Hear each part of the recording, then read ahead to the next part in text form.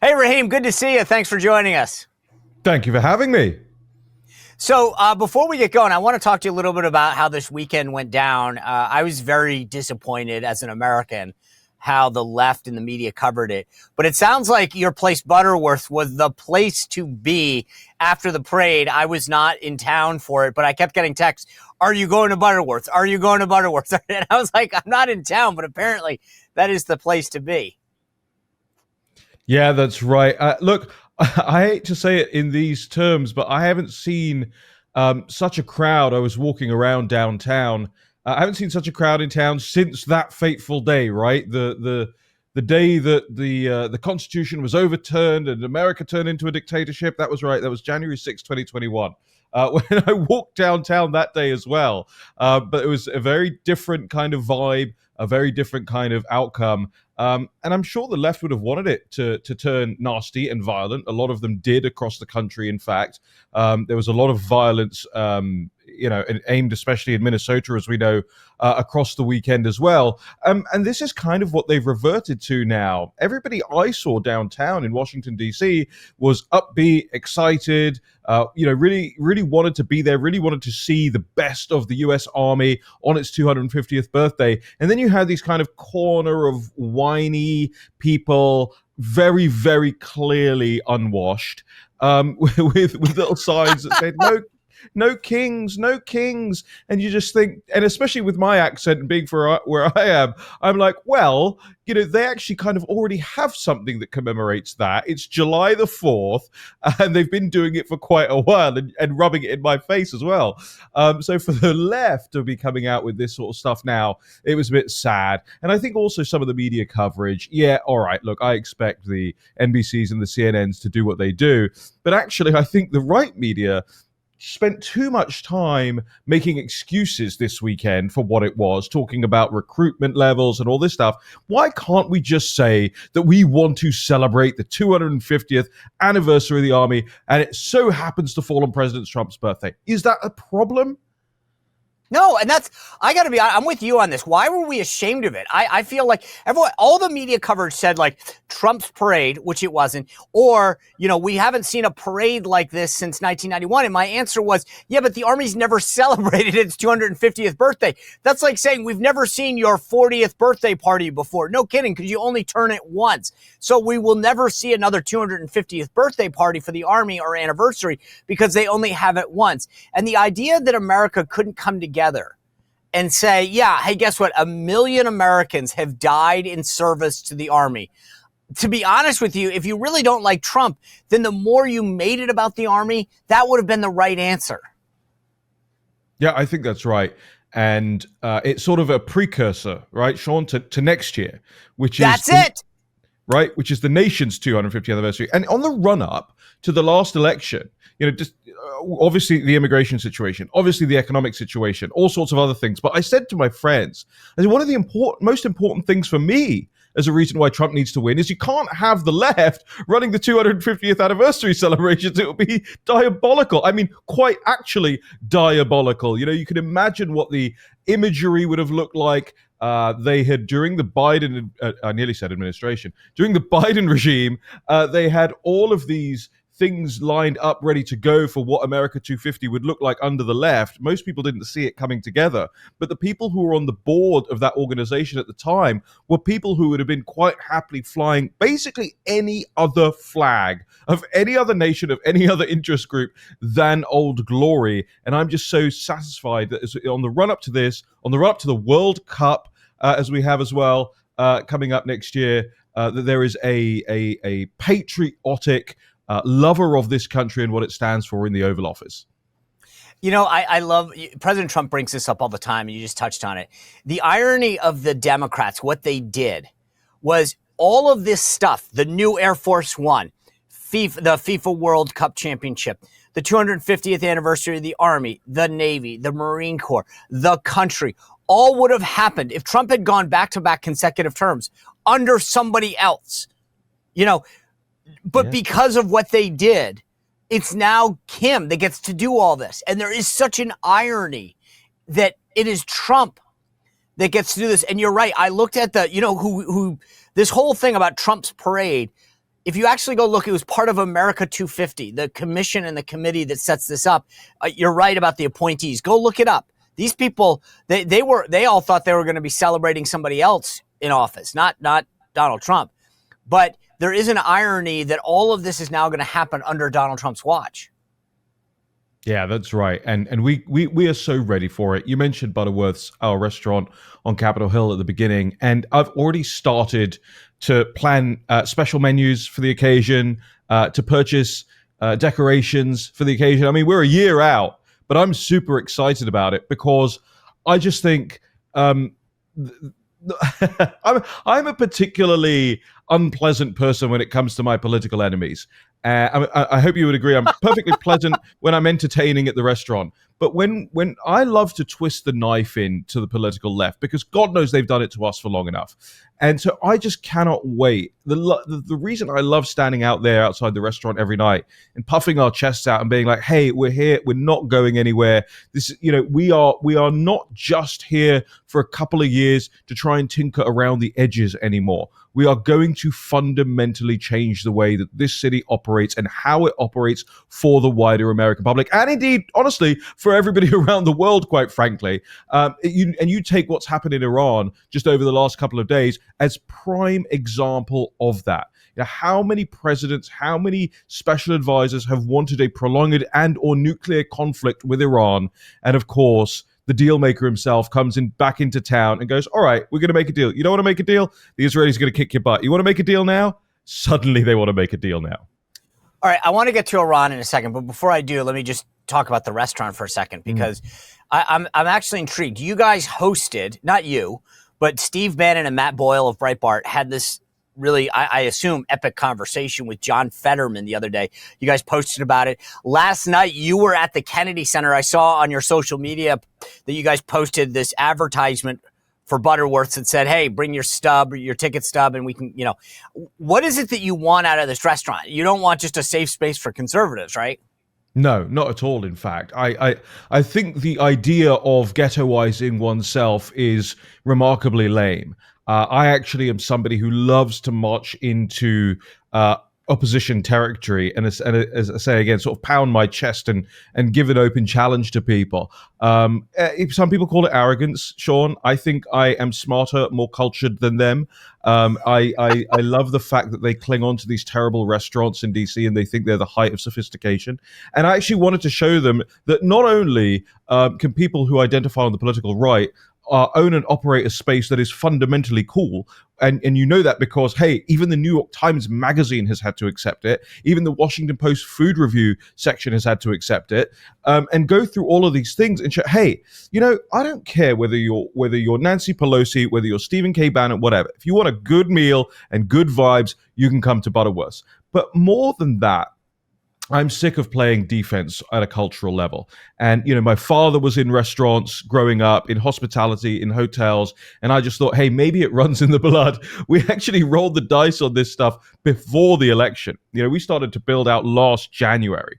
So whatever would have happened, we would have opened. It just so happens that the MAGA train came to town, thank God.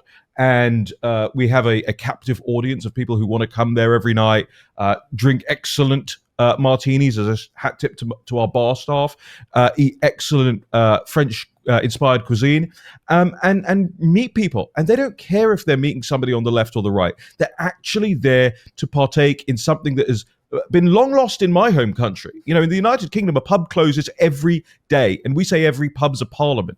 These places, these communal spaces, are where you go to hash out the issues of the day instead of picking up your phone and raging against somebody on some social media platform. And so that's the kind of space we wanted to build. If you want to talk politics, you can. If you don't, you don't have to. And that's and by the way, this is the first location.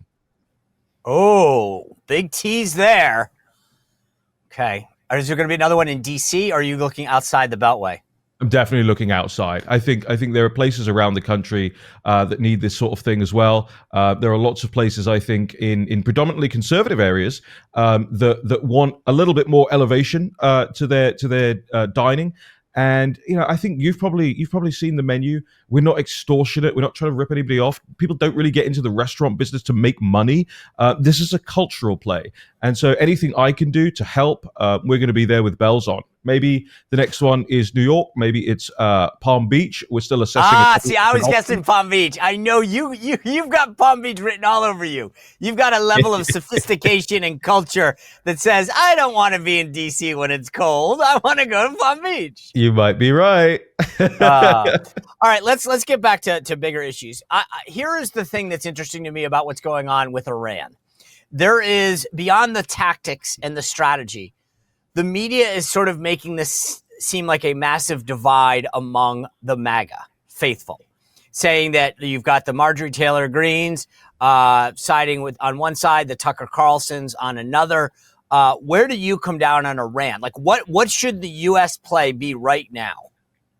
So, not to sound preachy, but this is the problem with our 24-hour news cycle, is that everybody is forced to have an opinion immediately rather than being able to wait and see and actually figure out what is going on and hear from all sides on this. I don't mean hear from the Iranian side. I mean hear from the hawks or the doves here in Washington D.C. And so well, some of your viewers who may not be familiar with me might be thinking to themselves, why is he asking a restaurateur about foreign policy? Well, but I actually worked in foreign policy. It was my first job. I did it for 10 years as a practitioner on both sides of the Atlantic at think tanks and consulting governments. Iran was obviously one of the major things there. And I have to tell you, looking at all of the arguments on both sides of this thing, and I tend to fall into the dovish camp. I'm a bit of a peacenik, a bit of a hippie, and I was a neocon back when being a neocon was the thing to do in my late teens.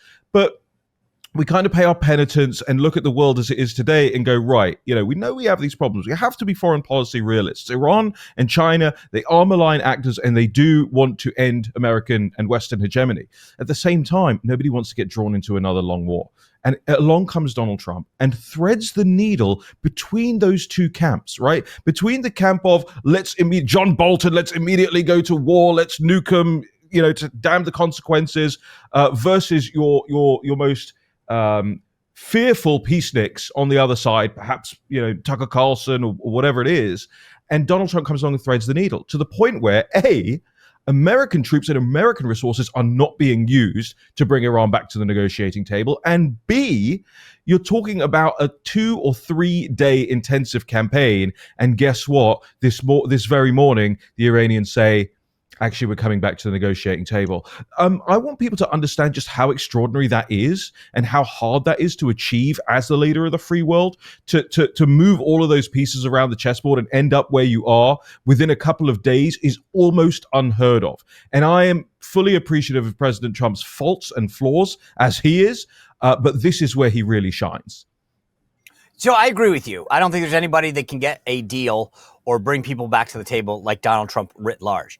However, in this case, what worries me is that I think Iran realizes exactly what we all see. One big buster bombing, bomb, and they're over. Their capabilities have been diminished. They've had the head of their organization taken out on the military side. So maybe they're a little worried and they say, okay, uncle, we'll come back to the table. I have a hard time, though, believing that these guys can be trusted at all. And they chant death to America, which is another thing going against them. So regardless of whether they come back to the table, is this a smart play? Well, the people who were at the table a week ago are dead now. So it's new people coming to the table. No, seriously. I mean, seriously, there needs to be an addendum to the art of the deal, which is a chapter on if you find yourself opposed at the boardroom table, here's how to assassinate the people who are opposing you, right? Because that is effectively what he did. And whether or not you decide that is a moral tactic in any given moment, it's a tactic that has clearly worked. And it's a tactic that a lot of people have. I mean, I've said it for years. Instead of invading a country and trying to occupy and democracy build and all of these silly things that we ended up doing in the developing world for so long, how about you just off the people that are stopping you getting your way? And that's, by the way, that's the way the British Empire used to do it, and this looks to be the way that the Trump administration is doing it. Those people who a week ago were saying, death to America. There is no way we're coming to the negotiating table, are not going to be at tomorrow's negotiating table. And whether that is in Oman, and we see that this week, or whether things are done remotely, I actually do think for the first time, especially speaking to people this weekend, practitioners in this area this weekend, I actually think there is the first time that people have felt like there is some hope to getting an actual nuclear deal, not an Obama-style nuclear deal, out of Iran, and that's because you've taken those malign actors away from the table and into the ground. So, the interesting thing is I think I'm probably on the Raheem team on this, because I feel like the way the media is trying to juxtapose this position is that you're either on Team Tucker or you're on Team Mark Levin, right? So you either want to blow the crap out of them or you shouldn't ever talk to them. But I feel like, to your point, I look at America first, probably more the way you described it, which is we don't need to go in guns a-blazing with our troops every time there's a problem. There are other ways to get to achieve our national interest that could be economic, that could be strategic, that don't necessarily require us jumping in full feet every time, and we can still get it. And the way that Trump is handling this now is Israel's kind of doing the dirty work. They're doing a bunch of the stuff. We might be helping them a little on the back end with the intel and some other things, but we're not involved day to day, and we're not making any sort of claims about reconstruction or having people in there to take over a regime like we do in Iraq.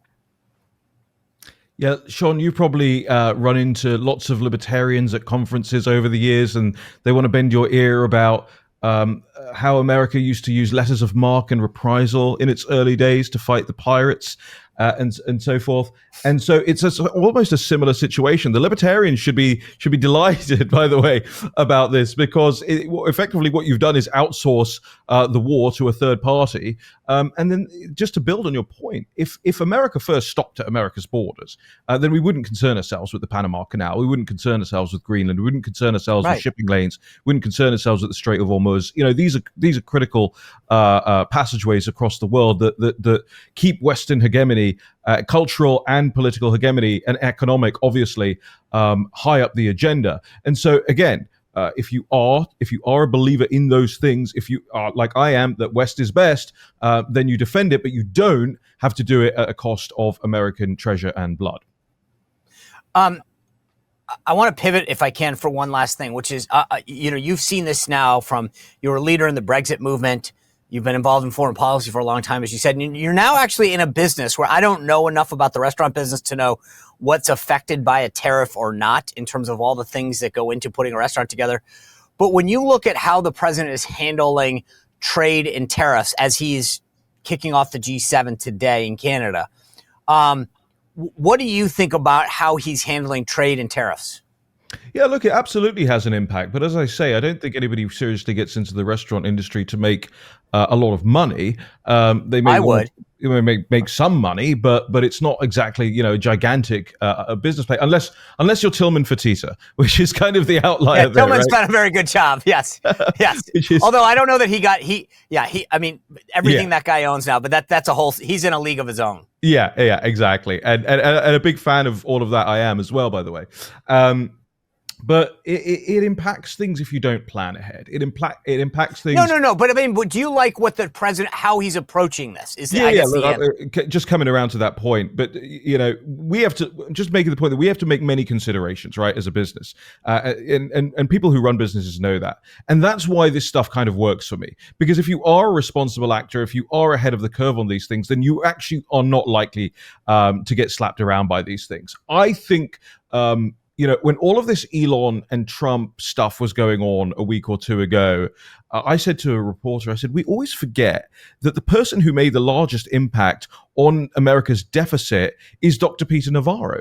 16 billion came into the Treasury last month in tariff alone. And this was a guy that Elon was calling a moron, 6 weeks ago.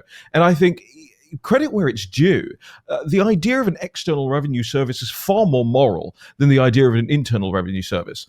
The receipts on what's coming into the country has actually cut the deficit versus, the things we were told were going to cut the deficit in the last couple of months. Congress is still bickering about that. So if you want real-time effective management of the economy, even if you're just slicing bits off here and there to try and get that deficit down, then the tariffs and the trade has been a rip-roaring success already. I actually hope that America maintains that and because number one, you go back to the country's founding, Alexander Hamilton's report on the subject of manufacturers made extremely and abundantly clear that if you are reliant on external nations, it's obvious now, right? But at the time, wasn't quite sure. Can we ship from France? Can we ship from Britain?